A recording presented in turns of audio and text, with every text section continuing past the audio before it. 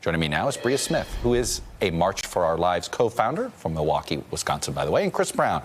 She's the president of Brady, an organization, of course, that works to prevent gun violence. I appreciate you both coming here. You're not of the same organization, but you have this similar goals. Brea, you guys have the headlines today. It's just a very, the Washington smarty pants people are going to say, yeah, that's too bold, that's too big. Explain why you're going for what many people I'm sure told you is, boy, that's a bold plan, good for you, but I don't know if Congress can pass it. I mean, they talk about it being a bold plan, being too overly ambitious, but show us another plan. What else can we do? Let's collaborate on a plan. Let's do something, because our country's in a state where mass shootings are becoming normalized and kids in inner cities are experiencing gun violence in the everyday spectrum, but there's no plan. So we decided that we need to strategize. We need to implement these policies. We need to hold our government accountability, like our officials accountable for what they're doing, and we need to have a plan that we all can work on collaboratively and effectively, because what are we doing? What are we going to wait for? Chris, you've been in an organization that's been, in some ways, trying to fight this fight, and it's had a hard time. The NRA has a stranglehold on this town, or did. I think we're finding out. Yeah, we're going to find out, and we'll see. Weakening. They have their own reckoning they're dealing with. But sometimes if you go too bold and you lose, then suddenly you can't. Is there a downside of trying to go too bold? I think that, first of all, I want to applaud March for Our Lives for releasing the peace plan. I think it's really, really important for us in the movement to say what the North Star is. Change the debate a little bit? To change the debate, and also, we don't want to start with a compromised position. What they're saying is we have an epidemic. We're losing. The last administration always did that too often. Here's what we'll accept. Right. No. Go for the unacceptable and then accept. No. Yeah. And to lead the way and to say to the politicians who are in elected office, if you want to actually meet the needs of this movement that just for the first time in a generation elected a gun violence prevention majority in the House of Representatives, here's what you need to do. And the kinds of things that they're outlining, states have actually done. And Brady has long embraced many of the provisions that are in that plan. Is this something, how are you guys going to push this plan? On one hand, you're unveiling it. Are you hoping to go to state legislature by state legislature and then put that pressure on Congress? What are some of ways that you want to get this plan out? I mean, if you see, like, in history, it's always like this trickle effect of just like justice happening at like long term. But I think with this, we want to put this hold on our politicians, hold them accountable. We want them to know that, like, this needs to happen now in effect. And in the plan, we talk about decreasing. I'm sorry. No. Keep going. We talk about like saving lives, 200,000 American lives every year, and within 10 years of our plan. And I know that might seem like unattainable or things like that, but we want this plan to happen because we want to hold our politicians accountable, and we want to go to Congress. We want them to know that this needs to be implemented as soon as possible, because we do not have time to wait. How often have you seen a firearm at your school or in and around school?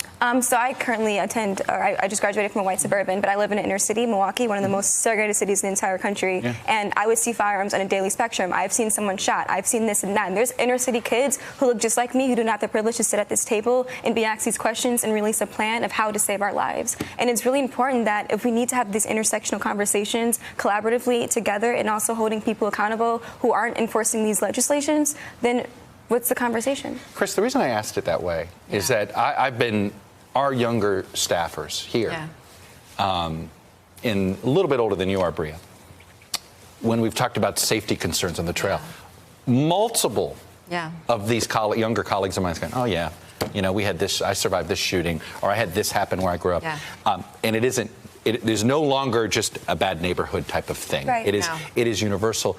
It used to be this debate was, we were having a debate of policy people, but the personalization of this is changing this debate. I think it's deeply personal for people. Look, we basically have an entire nation right now that is suffering some form of PTSD. Look at what just happened about 10 days ago in New York City. It was all captured and recorded. In Times Square, there was backfire. It was motorcycle backfire, but people thought that it was gunfire, and they ran for their lives. People are having issues walking into movie theaters, walking into school.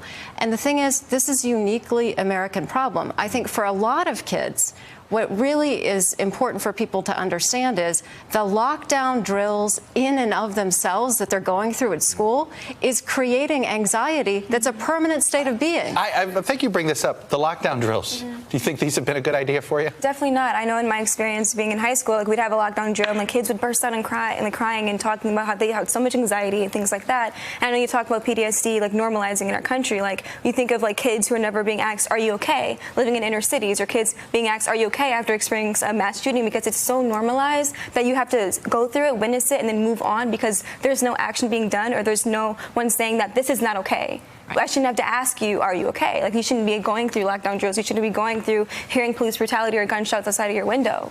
Chris, what would you, Bria's probably asked you already, and explain, how can you explain why something like expanding background checks, which has 90% support, can't get through Congress? How do you explain this to your supporters? It's very, very hard to explain. Yeah. When you Yeah, have sure an issue like expanded background checks that are supported by 97% of Americans, sometimes I actually even hate putting out that number because it's almost unbelievable. Well, and also, right, you think it, and then it makes you feel even less like, well, what if we can't get this done? Correct. But the reality is the stranglehold has happened at the federal level because of the NRA. Their star is diminishing. Let's not forget that the New York Attorney General and now the D.C. Attorney General have both issued investigations. We know all of the issues with the NRA. We outspent them significantly in the last election cycle. And I think the thing is, based on what we've just discussed, all of Americans are really internalizing this differently. In state after state after state, we have expanded background checks. More than half of states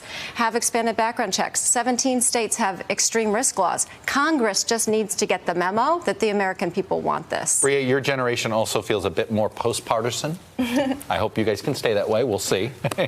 But how, you guys are having a conversation that has not gotten politicized. Right. How do you give us advice to not politicize it? To be honest with you, if I'm shot and killed, the bullet didn't discriminate. It didn't know I was black. Not a red bullet. No, exactly. It doesn't matter what party you associate yourself with. This is a universe. This transverses all party lines, racial lines, everything. Like a bullet does not discriminate. We need to let people know that we cannot politicize this issue and polarize people's lives. People are dying each day because a bullet didn't discriminate to kill them. And if we go and bring politicians to my community and show them the gardens that are paid tribute to boys who were shot and killed by police, maybe they'll understand that this bullet didn't choose them because they're a Democrat.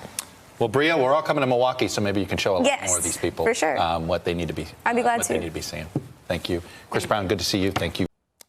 Hello, YouTubers. If you're watching this, it means you've checked out our channel, so thank you. Now do me a favor, subscribe by clicking on that button down there. Click on any of the videos to watch the latest interviews and highlights from MTP Daily and MSNBC. You can get more Meet the Press content every morning in the First Read newsletter. If you're tired of content that you don't know anything about where it came from, you don't have to have that problem with us. NBC News, MSNBC, MTP, and the Meet the Press mindset right here for you on YouTube. Subscribe now.